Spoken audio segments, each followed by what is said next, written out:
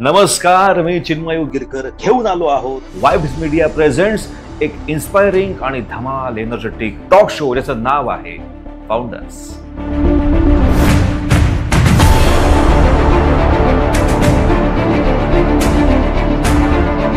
तर आजच्या भागात भेटूया एबीएस कोचिंग इन्स्टिट्यूटचे मिस्टर अमोल पाटील सर यांना. आणि आता ऍक्टर कोण आहे नेमका हा प्रश्न पडलाय. इतके तुम्ही चकाचक आणि एकदम वेल शेप इथे आलेला आहात. तुमचं खूप खूप स्वागत. धन्यवाद. मी नाशिकचा तो काळ बघितला जिकडे नाशिकमध्ये कोचिंग क्लासेस असायचे, पण आपला कोचिंग इन्स्टिट्यूट ज्याचा दर्जा हा मुंबई पुण्याला पण थक्क करणारा असा आहे. जबरदस्त स्क्रीन, जबरदस्त वातावरण निर्मिती आणि इतकं छान की तिथे गेल्यानंतर अरे या ऑस्पिशियस ठिकाणचं आपण सभासद होतो आहोत आणि आपण एक खूप छान ऑस्पिशियस काम करतो आहोत जे एबीएस नावामध्येच आहे, अभ्यास, बुद्धी आणि संस्कार. तर या सगळ्या विजनने या एबीएसची सुरुवात, ही प्रेरणा कशी तुम्हाला मिळाली, सुरुवात झाल्यानंतर अडथळे काय आले आणि हे ठासून एस्टॅब्लिश करताना काय काय तुम्हाला अडचणी सहन कराव्या लागल्या अमोल दादा? चिन्मय, आपण जर बेसिकली बघितलं ना की नाशिकमध्ये नॉलेज आपण जर बघितलं किंवा जी कॅपॅसिटी मुलांची बघितली ती कुठून भरलेली आहे. पण बरेचसे आपले मुलं असायचे आहेत की लाईक मी 10 वर्षांपासून एक्सपिरियन्स घ्यायचो की अनेक मुलं मुंबईमध्ये, पुण्यामध्ये, इव्हन कोट्यामध्ये मुलं शिकण्यासाठी जातात. बरोबर. मग हे नक्की का जातात? रिझन सिम्पल होता की त्यांना कुठेतरी त्या गोष्टींची कमतरता होती. बरोबर. मग काही माझं बेसिकली काही वर्किंग एक्सपिरियन्स हा कोट्यामधला असल्या कारणाने मी तो अनुभवलेला की तीच व्यवस्थापन किंवा त्याच सगळ्या गोष्टी मी माझ्या मातीतल्या, माझ्या नाशिकच्या मुलांसाठी का नाही देऊ शकत. करेक्ट. ही मनामध्ये एक संकल्पना होती आणि याच विचारमूल्यांवर आमची एबीएस म्हणून आम्ही म्हणतो बुद्धिमत्तेला जोडी संस्कारही हवेत पाहिजेच ना, म्हणून मग त्या गोष्टींची सुरुवात केलेली आहे. बरोबर. बरं, IIT, JEE किंवा नीटची एक्झाम असेल, याच्यामध्ये एबीएसचं वेगळेपण काय आहे शिकवण्याच्या बाबतीमध्ये? टोटल रिझल्ट काढण्यासाठी तुम्हाला विद्यार्थ्याला एकसारखी ट्रीटमेंट नाही देता येत. बरं. विद्यार्थ्यांचा बेस कसा आहे. फॉर एक्झाम्पल, एखाद्या विद्यार्थ्यामध्ये जर कौशल्य आहे न्यूमेरिकल्स सॉल्विंगचं, तर त्या विद्यार्थ्याला न्यूमेरिकल्स ओरिएंटेडमध्ये टीचिंग केली जाते. बरोबर. एखाद्या विद्यार्थ्याला लर्निंग मेथडॉलॉजी असेल, तर त्याला लर्निंग मेथडॉलॉजीने सोप्या पद्धतीने सांगितलं जातं. बरोबर.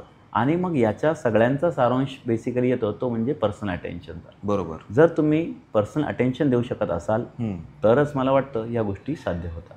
पण मग सेल्फ डिसिप्लिन किंवा नुसतंच डिसिप्लिन किंवा त्यांना प्रॉपर गायडन्स, त्याचं आयडेंटिफिकेशन, या अनुषंगाने मुलांची मानसिकता ही अभ्यासनाची एबीएसची एक स्वतंत्र अशी कुठली पद्धत आहे का, आणि ती कशी इफेक्टिव्ह असेल? तर आपल्याकडे ना एक डिसिप्लिन हा शब्द म्हटला की मुलांना तो कंटाळा वाटतो. बरोबर. पण मी नेहमी सांगतो की डिसिप्लिन हा काही तुमच्याकडे टॉर्चर असावा असं नाही आहे. बरोबर. Discipline is your power. बरोबर. बिकॉज जेव्हा आपण छोट्या छोट्या गोष्टींमधलं सातत्य ठेवतो तर ऑब्व्हियसली त्याचाच वटवृक्ष मोठा तयार होतो. 100%. हो.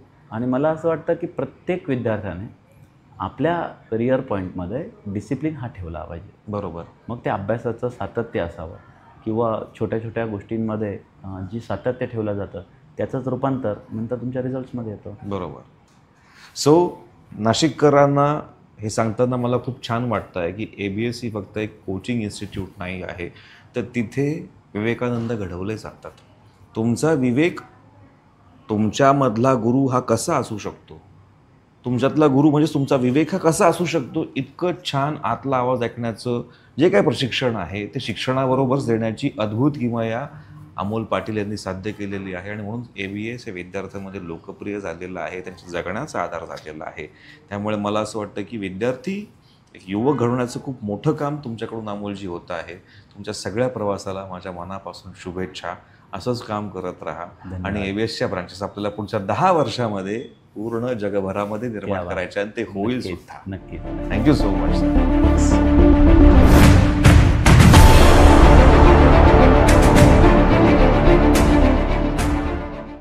आजच्या भागात भेटूया the white pearl dental clinic and implant सेंटरचे डॉक्टर सूरज तांबे आणि स्नेहा तांबे यांना. सो डॉक्टर सूरज तांबे सर आणि डॉक्टर स्नेहा पाटील तांबे मॅम, म्हणजे आमचे विठोबा रखुमाई.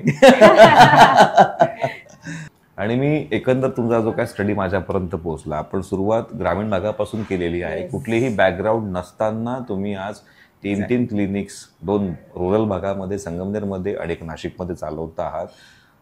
नाशिकमध्ये पहिलं आणि खूप कमी ठिकाणी असणारं असं एक अद्ययावत मशीन तुम्ही तुमच्या डेंटल फील्डमध्ये इंट्रोड्यूस केलेलं आहे आणि अतिशय शिद्दतने, इमानदारीने एकमेकांचा प्रपंच उत्तम सांभाळून विथ लाफिंग स्माईल, प्लेझंट स्माईलने तुम्ही नाशिककरांची स्माईल जपता आहात, ती दुरुस्त करता आहात. तो आता मी पहिल्या प्रश्नाकडे वळतो डिरेक्टली की white pearl dental clinic and implant centre, हे व्हाईट पर्ल हे जे नाव जे आलेलं आहे, या नावाच्या पाठीमागचं काय गमक आहे, काय रिझन काय आहे?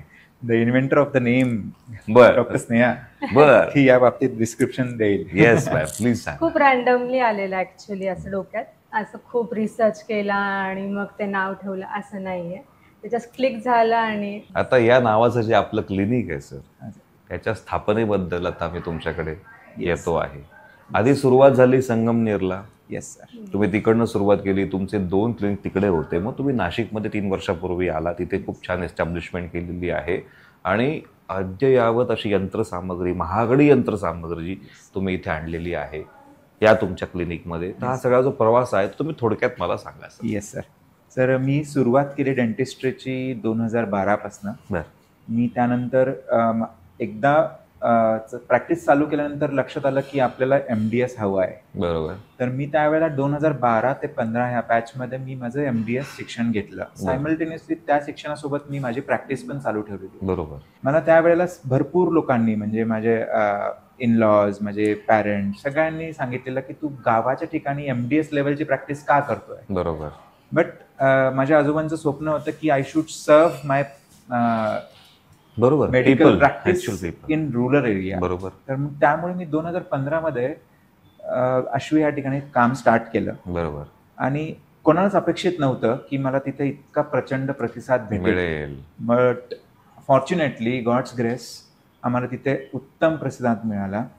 त्यानंतर आम्ही 3-4 वर्ष कंटिन्यू तिथे प्रॅक्टिस करून आम्ही तालुका लेवलला शिफ्ट झालो संगमनेरमध्ये. बरोबर. संगमनेरमध्ये आपण ह्यूज प्रॅक्टिस सेटअप केली sir. Almost 7 chair dental clinic. अरे वा. 1 डे ट्रीटमेंट ही एक तुमची खासियत आहे. आणि अजून दुसरी अशी कुठली खासियत आहे सर की इतर क्लिनिकपेक्षा पण वेगळी आहे आपल्या? ते कसं मशीन तुम्ही मोठं आणलेलं आहे की जे कुठेच नाहीये पण ते आपल्याकडे आहे. Yes sir. रिसेंटली सर आपण टीथ क्लिनिंगसाठी फार लोकांना भीती वाटते की तुम्ही दातांना घासतात, असं आमचे दात डॅमेज होतात, लूज होतात. महत्वाचं जे कन्सर्न मिथ आहे त्यांचं ते. तर सगळं त्या गोष्टींना ती भीती काढण्यासाठी sir there is something called as GBT, guided biofilm therapy. Okay. ठीक आहे, गायडेड बायोफ्लिम थेरपी. तर हे मशीन आपण इंट्रोड्यूस केलंय सर नाशिकमध्ये. बरोबर. याला दाताला टच न करता एअर पॉलिशिंग, एअर अब्रेझिंगने आपण सगळे दातांवरचे स्टेन्स, बरोबर, आणि बॅड बॅक्टेरिया, तोंडात जो बॅड बॅक्टेरिया असतो तो सगळा एलिमिनेट होतो. बर. आपण अक्षरशः दाताला टच न करता. बर. Completely painless. वा. ठीक आहे. म्हणजे जसं तुम्ही स्पा मध्ये जाऊन आराम करतात तसं बरोबर. तुम्हाला फक्त आ करून थांबायचंय. बर. तुम्हाला म्युझिक ऐकायला मिळेल. वा वा. डोळे बंद करायचे, रिलॅक्स करायचं आणि एन्जॉय द सेशन. म्हणजे हा डेंटल डिजिटल स्टुडिओच म्हणावा लागेल. एक्झॅक्टली. आणि त्याच्यात तंत्रज्ञान पण जे आधुनिक आहे. तुमचं विजन पण खूप मस्त आहे. तुमची एकमेकांच्या साथ पण खूप अमेझिंग आहे सर. नक्कीच नाशिककर आपल्यालाच पहिली पसंती देतील आणि मला माहिती आहे की आपल्याकडे जाल त्यांचे दात नक्कीच शाबूत राहतील. थँक्यू सो मच तुम्ही इथे आलात. थँक्यू.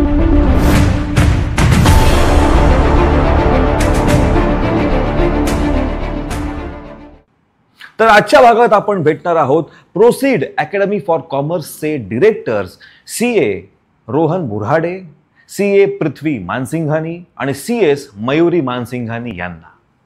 आपण स्वागत करूया रोहन बुऱ्हाडे आणि पृथ्वी मानसिंघानी या दोघांचं. तुम्हा दोघांचं या मंचावर खूप खूप स्वागत. आणि पुढे जाऊन तुमच्या माध्यमातून अर्थव्यवस्था पण कंट्रोल होणार आहे, कारण तुम्ही CA, CS त्यानंतर CMA या सगळ्या स्टुडंट्सला तयार करता आहात प्रोसीड अकॅडमीच्या माध्यमातून. तर याची सुरुवात कशी झाली? सगळं छान चाललं होतं, मग एवढ्या अवघड ठिकाणी हात घालावासा का वाटला तुम्हाला? सो झालं असं की 2020 मध्ये मी परत मुंबईवरून नाशिकला आलो बरोबर. आणि स्वतःचं काय करायचं होतं या आशेने मी दाजींना भेटलो. So, माझी दाजी आणि माझी सख्खी बहीण आम्ही असे सगळे मिळून टीम आहोत. बर. सो तर सांगितलं की आपण अकॅडमी चालू करू शकतो, आपल्याकडे टीम पण रेडी आहे. बरोबर. सो दाजींनी एक्झिक्युशन पूर्ण मनावर घेतलं बर. आणि त्यांच्यामुळे हे ऍक्च्युली शक्य झालं. बरोबर. सो भरपूर नावांचा आम्ही विचार केला, रिसर्च केला की काय नाव आपण ठेवू शकतो. तर होतं काय की जे नाव आवडतं ते कोणी ऑलरेडी घेतलं होतं आणि खूप रिसर्च केला आणि त्याच्यानंतर मग असं नाव आम्हाला पाहिजे होतं की जे ऐकून लोक पण म्हणतील की वा हे काहीतरी वेगळं आहे. प्रोसीड होऊया. हा बरोबर. सो प्रोसीड आम्ही निश्चित केलं फायनली. प्रोसीड हे 2 शब्दांचं मिश्रण आहे. क्या बात. सो प्रोफेशनलिझम आणि सीडिंग. बरोबर. सो असं की सिम्पली आम्ही मुलांच्या मनामध्ये प्रोफेशनलिझमचं बीज पेरणार. बरोबर. सो असा झाला प्रोसीडचा जन्म. बरोबर. 2021. नवरी, तुमच्यासाठी माझ्याकडे एकच प्रश्न आहे की 2 विद्यार्थ्यांपासून सुरू झालेला हा प्रवास जेव्हा 400-500 विद्यार्थ्यांवर येऊन थांबतो फक्त कमी स्पॅन मध्ये, कसं वाटतं तुम्हाला? टू बी व्हेरी फ्रँक, तर जेव्हा प्रोसीड सुरू केलं होतं एकतर कोविड होता. बरोबर. तर एवढा सुंदर रिस्पॉन्स मिळेल असं बिलकुल एक्सपेक्टेडच नव्हतं. बरोबर. आम्ही एक छोटासा क्लासरूम घेतला होता जिथे 20 मुलांची कॅपॅसिटी होती फक्त. बर. आणि 6 महिन्याच्या आत आम्हाला 4 क्लासरूम शोधावे लागले विथ ऍटलिस्ट कॅपॅसिटी ऑफ 50-60 असे. बरोबर. तर रिस्पॉन्स एवढा सुंदर मिळेल असं म्हणजे एक्सपेक्टेडच नव्हतं. आणि त्याच्यानंतर जे रिझल्ट एकानंतर एक येत गेले तर ते ग्रो होत आहे अजूनही. बर. So that's like a dream come true. प्रोसीडचं 1 वर्ड मधलं विजन काय आहे? 1 वर्ड. ओके, 1 वर्ड जर मी म्हटलं तर आम्हाला लीडर्स, क्या बात, फ्युचर लीडर्स, प्रोफेशनल लीडर्स आम्हाला डेव्हलप करायचे आणि डिलिव्हर करायचे. बरोबर. आणि एक शेवटचा प्रश्न सर आता विचारण्याचा की इतकं सगळं छान आहे आणि तुम्ही खूप सेन्सिटिव्ह बॅकग्राऊंडमधून आलेले आहात. बरोबर. जे विद्यार्थी ज्यांच्याकडे पोटेन्शियल आहे पण त्यांच्या आर्थिक स्थितीमुळे शिकू शकत नाही, बरोबर, असे विद्यार्थी आयडेंटिफाय करणं आणि त्यांच्या अर्थकारणासकट त्यांना स्वीकारणं, यासाठी आपल्या इन्स्टिट्यूटमध्ये काही सेवा सुविधा स्कॉलरशिप सोयी आहेत का? येस, आम्ही खूप लोकांना ऑलरेडी दिलंय. खूप लोकांना खूप विद्यार्थ्यांना आम्ही फ्रीमध्ये पण शिकवलंय. अरे वा. जर त्यांना प्रॉब्लेम्स आहे. अँड स्कॉलरशिप पण खूप मोठमोठे स्कॉलरशिप्स दिले आम्ही. असे पण मुलं होते आमच्याकडे आधी, आम्ही खूप असं पण केलंय. त्यांच्या रजिस्ट्रेशन फीस पण आम्ही भरलेलं आहे. वा. हो, जे काही 10-15 हजार रजिस्ट्रेशन फीस असते ते पण आम्ही भरलेली आहे. बर. हो, की ठीक आहे बाबा, we see potential in you, आता आम्ही सपोर्ट करतोय तुला, बघू पुढे. बरोबर. कुछ नाही तो दुआ तो मिलेगी. क्या बात आहे. असं केलं आम्ही, खूप केलंय सर असं. And we hope to do the same. बरोबर. सो आता प्रोसीडची सध्या 1 शाखा आहे. बरोबर. आता अजून 2री 3री शाखा बाकीच्या शहरांमध्ये पोहोचण्याचा काही प्लॅन आहे का, आणि ते किती सालापर्यंत आम्हाला बघायला मिळेल? प्लॅन तर आहे. शाखांपेक्षा आता आम्ही सध्या ऑनलाईन प्रेझेन्स आणि डिजिटली एक्सपान्शन आम्ही जास्त विचार करतोय. बरं. प्लॅन तर आम्ही केलाय की पुढच्या 2 वर्षांमध्ये. वा. पण पहिले पण आम्ही खूप प्लॅन्स केले होते की 3 वर्षानंतर आपण स्वतःला इथे बघू, पण ती गोष्ट लवकरच साध्य झाली. बरं. सो होपफुली, फिंगर्स क्रॉस्ड, बरोबर, आम्ही लवकरच अजून मासेसला पोहोचू. सर नक्कीच होणार ते. आणि तुम्हाला निसर्गाची साथ पण आहे, आणि जेव्हा चांगली मनं आणि चांगली डोकी एकत्र येतात तेव्हा नक्कीच काहीतरी चमत्कारिक घडतं. आणि हा प्रोसीडच्या अनुषंगाने घडलेला चमत्कार नाशिकसाठी खूपच दिव्य आहे आणि तो असाच असेल तर नाशिक चमकल्याशिवाय राहणार नाही. थँक्यू सो मच या अकॅडमीबद्दल. Thank you so much. तुम्ही देशाचे लीडर्स घडवता आहात, ज्यांची खरी जास्त गरज आहे. तुमच्या पुढच्या प्रवासाला खूप साऱ्या शुभेच्छा. Thank you sir. Thank you.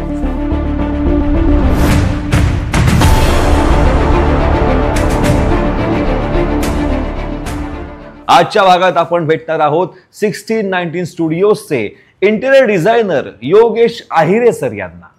Yogesh sir, तुमचं खूप खूप स्वागत. Thank you sir. आणि सर अभिनंदन. 1619 स्टुडिओजच्या माध्यमातून तुम्ही नाशिकच्या घरांना, पर्याय नाशिकला सुंदर करण्याचं काम करतात. Yes sir. आणि असं म्हणतात की जो सुंदर समोरच्याला करू शकतो स्वतः आतूनही खूप सुंदर असतो. येस. तर मला या सगळ्या सौंदर्याच्या प्रवासाबद्दल जाणून घ्यायचं आहे सर.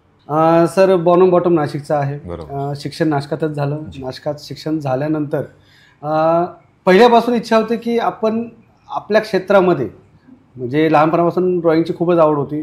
प्रत्येक शिक्षकांनी मला नेहमीच मार्गदर्शन केलं की तू तुझं करिअर करताना ड्रॉइंग किंवा चित्रकला या निगडीतच तू करिअर कर. त्या हिशोबाने मी हे सेक्शन हा सब्जेक्ट निवडला. आणि पुढे जशी वाटचाल सुरू होत गेली तर घरचं कोणाचंही बॅकग्राऊंड नव्हतं सर. घरी एकही कोणी आर्किटेक्ट नाही किंवा सिव्हिल इंजिनियर नाही. माझे वडील मायकोत होते. एक वर्करचा मुलगा मी या क्षेत्रात कशी झेप घेऊ शकेल याचा नेहमी मला प्रश्न पडायचा की यार कसं होईल, आपण कसं पुढे जाऊ शकतो, आपल्याला मार्गदर्शन कोण करणार. सर जसं नावातलं वेगळेपण आहे त्याप्रमाणे आपल्या कामातलं पण वेगळेपण आहे अशी चर्चा आहे सर. मी ऐकले आपलं स्टडी करत असताना. तर काय खासियत आहे सर आपल्या स्टुडिओची, का लोकांना एवढं ते भावतं? सर जसं नावात आम्ही वेगळ्या पद्धतीने मांडण्याचा प्रयत्न केला पण पद्धत फक्त बदलली, प्रोसेस तीच होती. त्या पद्धतीने मी माझ्या इंटेरियरमध्ये काम करताना प्रत्येक जण सजावट, आता इंटेरियर डिझायनर म्हटलं तर सजावट हा सर्वांना क्लिक होणारा विषय की सजावटच करायची. पण त्याहीपेक्षा कोणत्याही स्पेस मॅनेजमेंट हे खूप त्याचा आत्मा असतो. करेक्ट. म्हणजे तुमच्याकडे कुठलंही स्पेस असेल, जसं ते घर असेल किंवा कमर्शियल स्पेस असेल, हॉस्पिटल असेल, शोरूम असेल, तर आपली आयडेंटिटी ही मी या पद्धतीने बनवली की प्रत्येकजण ज्या गोष्टीकडे लक्ष देतात पण अशी कुठली गोष्ट जी महत्वाची ज्याच्याकडे लोक लक्ष देत नाही ती आहे स्पेस प्लॅनिंग. बरोबर. म्हणजे आपण ज्यावेळेस कमर्शियल स्पेसचं इंटेरियर करतो तेव्हा इंटेरियर हा सेकंडरी पार्ट असतो. स्पेसचं योग्य प्लॅनिंग होणं गरजेचं आहे. बरोबर. आणि जर एक स्क्वेअर फीटचा रेट जर आपण नाशिकमध्ये तुम्हाला माहिती असेल की नाशिकमध्ये बरोबरीने आहे, तो जो स्क्वेअर फीटचा रेट असतो जेव्हा तो इंटेरियर डिझाईन जेव्हा प्लॅनिंग करतो तो एक स्क्वेअर फीट वापरला जातोय का याच्यावर आम्ही पहिले प्रात्यक्षाने लक्ष देतो. आणि त्यानंतर आम्ही त्याची थीम, त्याचं डिझायनिंग, त्याच्यामुळे ती जी आयडेंटिटी तयार झाली. म्हणजे मला प्रत्येक येणारा रेफरल, प्रत्येक येणारा क्लायंट हा माझ्याकडे सर्वात पहिले स्पेस प्लॅनिंगसाठी येतो. क्या बात. आणि which is the biggest thing. Yes sir, thank you.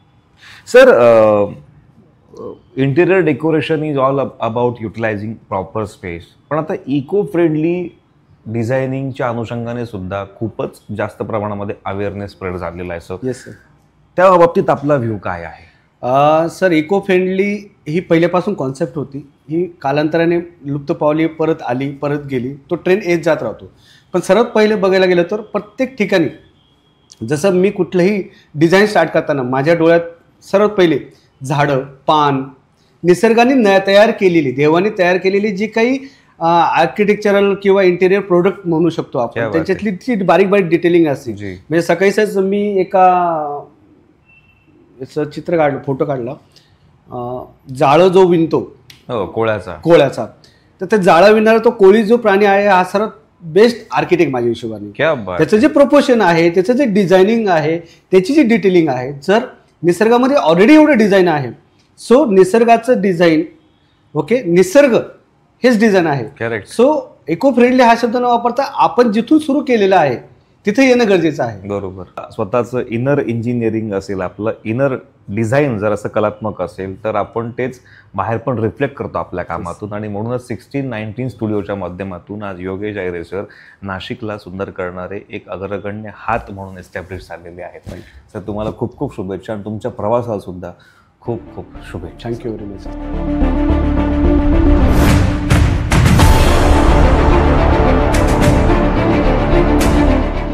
तर आजच्या भागात आपण भेटणार आहोत प्रयाग इको पेंट्सचे मिस्टर दीपक सैंदाणे सर यांना.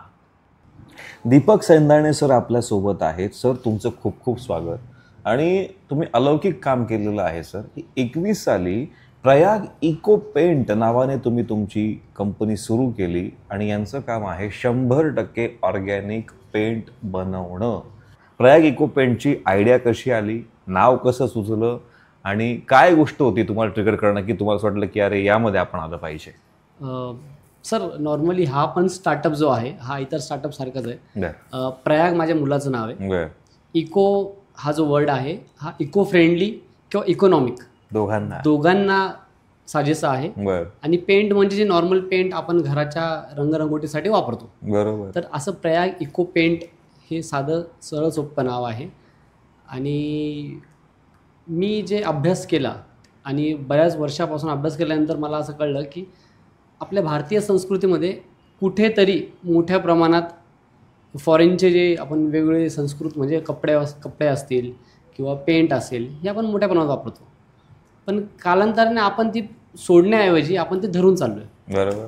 तर मी ह्या कन्सेप्टमध्ये आलो कारण मला एक असं काहीतरी प्रोडक्टमध्ये घुसायचं होतं ॲज अ स्टार्टअप हो की ज्याच्याने लोकांचा फायदा झाला पाहिजे. मनी इज अ बाय प्रोडक्ट. बरोबर बरोबर. तर मग बऱ्याच रिसर्च नंतर मला कळालं की खादी पेंट असं काहीतरी नाव माझ्या डोक्यात आलं. बर. मला कळालं. मग मी रिसर्च केला तर ते खादी प्राकृतिक पेंट असं आहे. इन्व्हेंट केलं आहे खादी इंडिया आणि KVIC बर यांनी इन्व्हेंट केलं आहे. 2017 याचं इनॉग्रेशन झालं. आपले जे मिनिस्टर होते गडकरी साहेब नितीन गडकरी साहेब, त्यांच्या हातून याचं इनॉग्रेशन झालं. तेच त्याचे ब्रँड अम्बॅसेडर आहेत.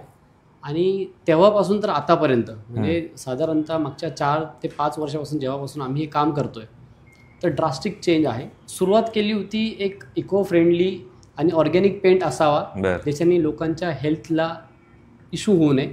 आणि आज तो प्रवास खूप मोठा झाला आहे. म्हणजे अक्षरशः रंग जो आपण वापरतो स्टेनर ते सुद्धा आज कंपन्यांनी इको फ्रेंडली पद्धतीने बनवले. बरोबर. आणि त्यात अस्टला म्हणून एक बेनिफिट आहे. बर. अँटी फंगल, अँटीबॅक्टेरियल, त्याच्यानंतर जो कंटेंट जे वापरले आहेत, सेल्युलोज जो वापरला आहे तो गाईच्या शेणापासून असल्यामुळे त्यातलं कुठलंही साईड इफेक्ट नाही आहे. इवन फूड ग्रेड पेंट आणि नॉर्मल पेंट सारखी दिसणारी शायनिंग किंवा मॅट इथपर्यंत डेव्हलपमेंट झालेलं आहे. अरे वा.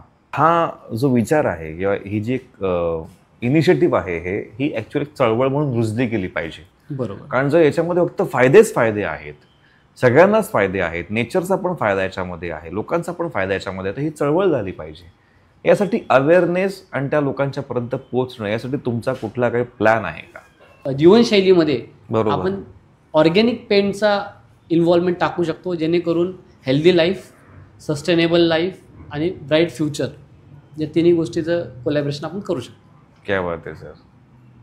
तर बऱ्याचशा मीडिया हाऊसबरोबर किंवा बऱ्याचशा ठिकाणी जिथे इव्हेंट असतो जसं मेडिकल असोसिएशन्स असतात बरोबर किंवा बिल्डर असोसिएशन असतात त्यांना आपण अप्रोच करतो की ॲटलिस्ट तुम्ही जे बल्कमध्ये जे प्रोडक्शन असतं तुमचं हाऊसेस असतात किंवा प्रोडक्टचं बिल्डिंग कन्स्ट्रक्शन असतं त्यात तुम्ही हे वापरायला सुरुवात करा. बरोबर. म्हणजे लोकांना ॲटलिस्ट तुमच्याकडे आल्यानंतर तरी कळेल की असंही काहीतरी आहे ज्याच्याने आपल्याला कोणत्याही प्रकारचं शारीरिक नुकसान नाही. वा. तर त्याप्रमाणे प्राकृतिक पेंट जी आहे ही आता खूप काळाची गरज आहे, ती खूप रुजणार आहे, याबद्दल कुठलीही शंका नाही.